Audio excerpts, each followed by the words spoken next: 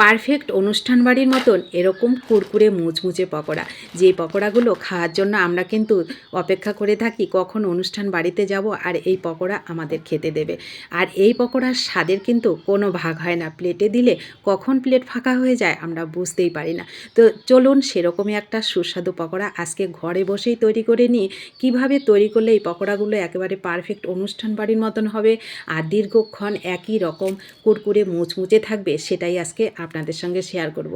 তো আশা করি আপনাদেরও ভালো লাগবে বন্ধুরা। ভালো লাগলে পুরো রেসিপিটা একটা লাইক দিয়ে দেখার জন্য আপনাদের কাছে অনুরোধ রইল।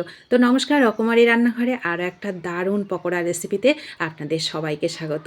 তো বন্ধুরা, এই পকোড়াগুলো তৈরি করতে সেরকম কোনো উপকরণ লাগে না, আপনার হাতের কাছে যেটা থাকবে সেটাই আপনারা দিয়ে দেবেন। আমি এখানে কুমড়ো নিয়েছি গ্রেট করে, আদা নিয়েছি ছোট করে, কাঁচা লঙ্কা নিয়েছি, কাঁচা পাকা লঙ্কা, আলু নিয়েছি গ্রেট করে, বাঁধাকপি নিয়েছি, ধনেপাতা নিয়েছি। ধনেপাতাটা একটু বেশি দেবেন, তাহলে খেতে বেশি ভালো লাগবে। এইবার সমস্ত উপকরণ তো আমার ধুয়ে পরিষ্কার করাই ছিল, একটা বাটিতে নিয়ে নিলাম। নিয়ে এবার প্রথমে পরিমাণ মতো লবণ আর হলুদটাকে দিয়ে দিলাম। এখানে আমি যে যে মশলা ব্যবহার করব আপনারা চেষ্টা করবেন সেটাই যেন এখানে থাকে, তাহলে স্বাদটা একই রকম হবে।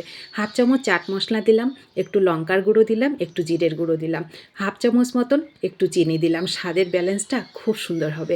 আমি একটু পাকামি করে 2 চামচ তিল দিয়ে দিলাম, সাদা তিল আমার ভালো লাগে তার জন্য, আপনাদের না ভালো লাগলে নাও দিতে পারেন। এইবার আমি 3 চামচ দিলাম বেসন, এখানে 3 চামচ বেসন দিয়ে 3 চামচ কর্নফ্লাওয়ার দিলাম। কর্নফ্লাওয়ারটা অবশ্যই কিন্তু সমপরিমাণ দেবেন, তাহলে খুব সুন্দর মুচমুচে হবে। 2 চামচ চালের গুঁড়ো দিলাম। এই চালের গুঁড়োটা দেওয়ার জন্য এটা দীর্ঘক্ষণ রেখে দিলেও কিন্তু একই রকম মুচমুচে থাকবে। এইবার সমস্ত উপকরণ দিয়ে দেওয়ার পরে আমি শুকনোভাবে এটাকে একদম ঝুরি ঝুরি করে এইভাবে আগে মেখে নেব, কারণ এইভাবে মেখে নিলে তাহলে এর মধ্যে কতটা জল আছে সেটা আমি বুঝতে পারবো। তো আমি আগে ভালো করে এটাকে সুন্দর করে, দেখুন বেসন কর্নফ্লাওয়ার চালের গুঁড়োটাকে আমি সুন্দর করে মেখে নিলাম। তো মাখাটা হয়ে গেল।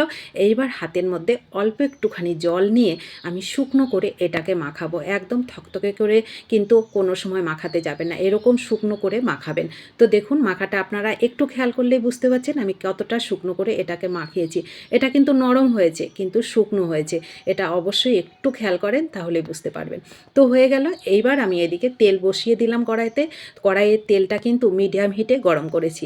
এইবার এই পকোড়াগুলো আমি ছোট ছোট করে দেবো, কিন্তু পকোড়াগুলো যখন দেবো তখন গ্যাসটাকে কিন্তু একদম লো করে রাখবো, তাহলে এই পকোড়াগুলো প্রথমে যে পকোড়াগুলো দেবো সেগুলো পুড়ে যাবে না, এটা অবশ্যই খেয়াল করবেন।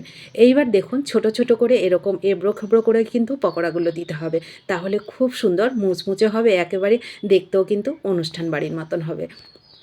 আর যে তিলটা দিলাম ওই তিলটার জন্য দেখতেও সুন্দর লাগে, খেতেও কিন্তু ভালো লাগে। আপনারা চাইলে দেবেন, না চাইলে নাও দিতে পারেন। এইবার গ্যাসটাকে মিডিয়াম টু লোতে করে রেখে পকোড়াগুলোকে কিন্তু একটু টাইম নিয়ে সুন্দর করে ভাজবেন, তাহলে ভেতরটা নরম সফট হবে আর উপরে মানে হঠাৎ করে কালারও আসবে না, আর সুন্দর পারফেক্ট কালারটাও আসবে। আর পকোড়াগুলো দীর্ঘক্ষণ রেখে দিলেও কিন্তু একই রকম মুচমুচে থাকবে। তো দেখুন একটু টাইম নিয়ে আমি 2 থেকে 3 মিনিট রেখে কিন্তু পকোড়াগুলোকে ভেজেছি, দেখুন কালারটা কত সুন্দর হয়েছে। তো পরেরগুলোকেও আমি একই রকম করে ভেজে নিচ্ছি। অবশ্যই বন্ধুরা এইভাবে ভাজবেন, আমি যেভাবে ভেজেছি সেইভাবেই ভাজবেন, দেখবেন এই পকোড়াগুলো খেতে এতটাই মজার হয় যে বিশেষ করে শীতের সন্ধ্যায় যদি এরকম পকোড়া আপনি ঘরে তৈরি করে নেন তাহলে তো আর কোনো কথাই নেই।